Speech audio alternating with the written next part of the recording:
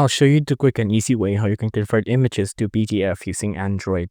Now, I'm going to use the more universal method, which is going to the browser, and you want to go to the URL here, and you want to search up images to PDF, right?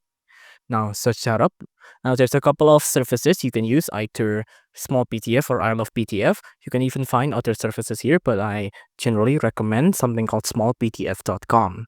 Now, in here, you can see convert JPEG to PDF, well, which is usually images. Let me just choose a couple of my own files here. I selected a couple of my own thumbnails here, you can see.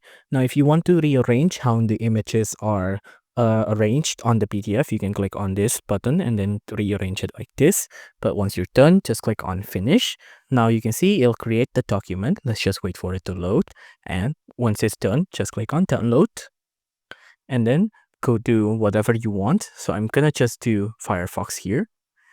And then you can see it'll convert all of my images into PDF just like this.